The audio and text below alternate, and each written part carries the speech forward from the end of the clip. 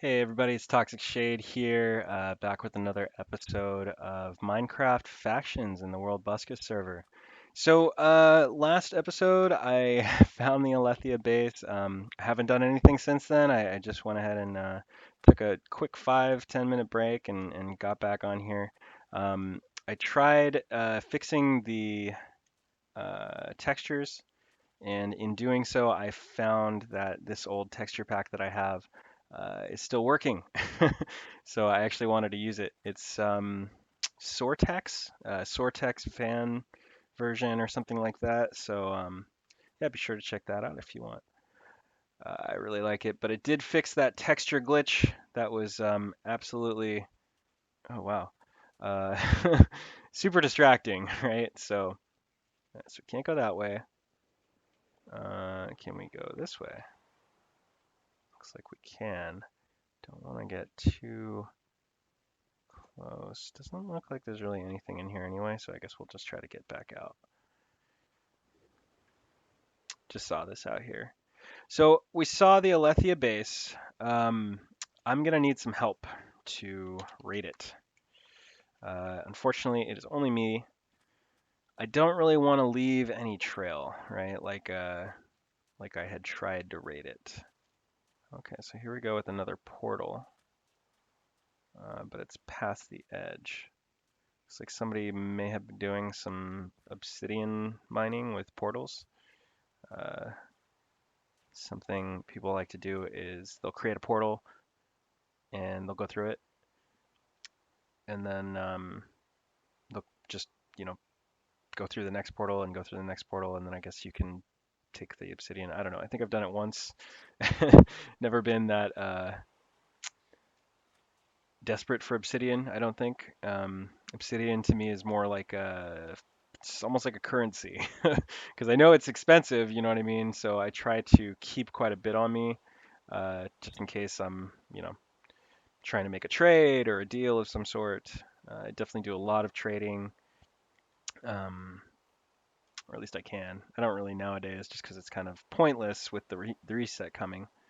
Um, Anyways, like I said before, I will want to take them by surprise. It looks like Everlasting Gob is still online.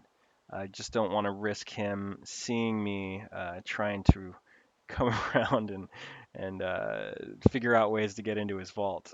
I don't think he'd really much appreciate that. And like I said in a previous episode, we do have a lot of history. So yeah, don't want to mess that up. I'm probably not even going to let any of my faction members know until Hobbs offline or until Gob is offline because to Hobbit, I'm going to need his help to get in there more than likely. But either way, I want to share it with my members. That's a big win for us. Finding that Alethea base, pretty huge. As you saw how I did that, I was using FMap. I actually did not see their claim. I would have walked right by it had I not used FMap right then and right there. It's probably, less than 100 steps away from completely missing that particular claim. Something that, it's funny to think about because it really makes me think that it's fate. Um, I don't really believe in fate, but when there's a lot of forces at work in life, I feel like sometimes a higher level um, takes the reins. A higher level of whatever, what do you call it, God or some sort of spiritual entity, but something takes over when things are meant to happen. Something takes over. There's no such thing as coincidences, guys. It just doesn't happen like that. If there are coincidences, I feel you wouldn't see the magic in the world as much as there really is, because there is a lot of magic in the world. There's lots of really cool things that happen every day to everyday people like you and me that you would never think could possibly happen. You know. Um, I think human existence is a really beautiful thing, and I think that we don't understand even a quarter of a percent as much as the universe actually holds for us. I know I'm kind of getting a little deep right now. Um, I'm just kind of going off the top of my head right now, but this is kind of all stuff I believe. Um, And without getting too much into religion, I just wanted to say like it is out there. Sometimes it's not really you um, in control. You can't always be in control. Others will take control away from you, or a situation will take control away from you, and you're merciless. You're helpless. You are completely powerless to the situation, and anything could happen. I've been in situations in my life that were pretty scary, and I didn't know if I was going to make it out of them.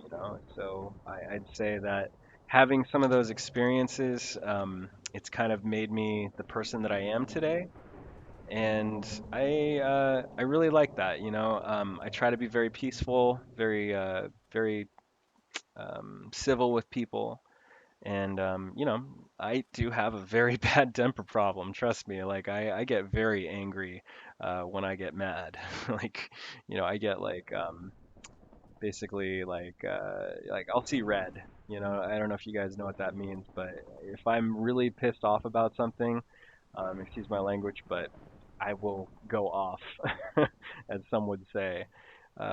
So yeah, I try to be not that way as much as possible.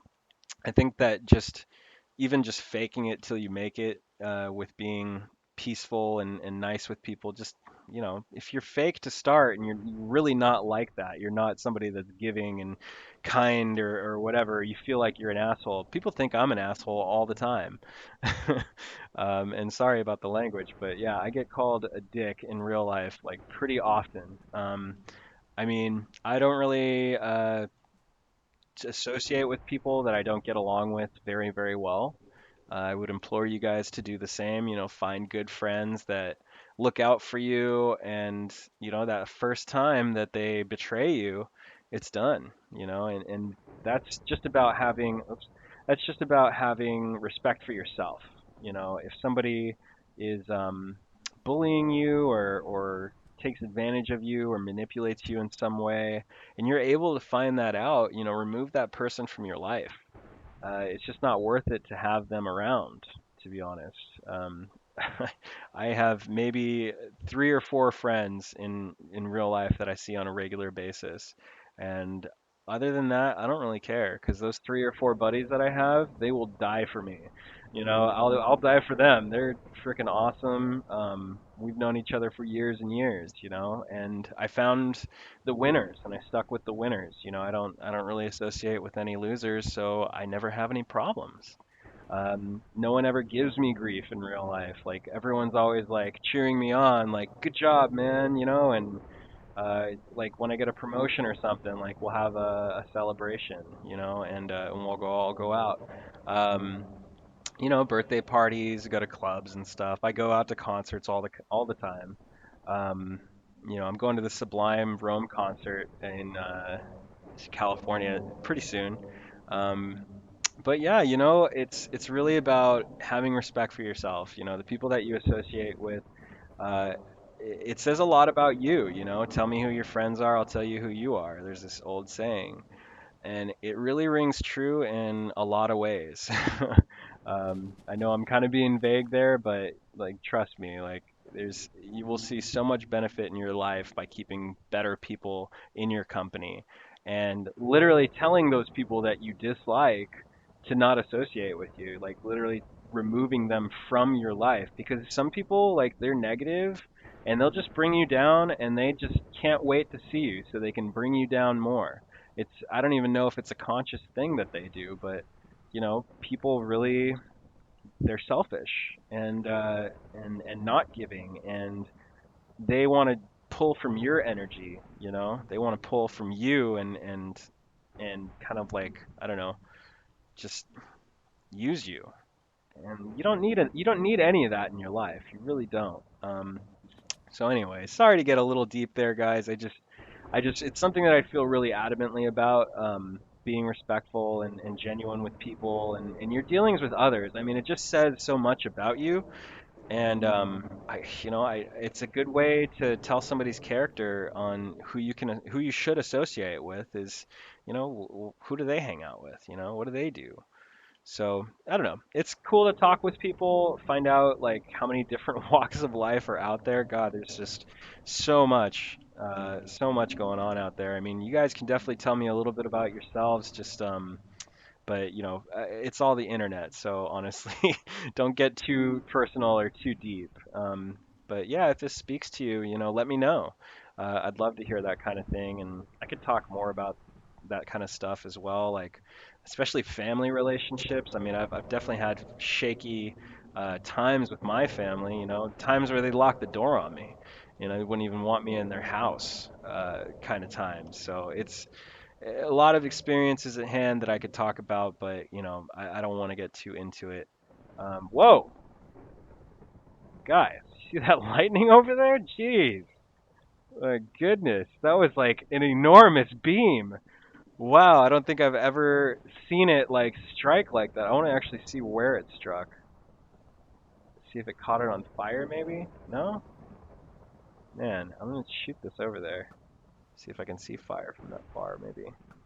No? Yeah, maybe I can't see it.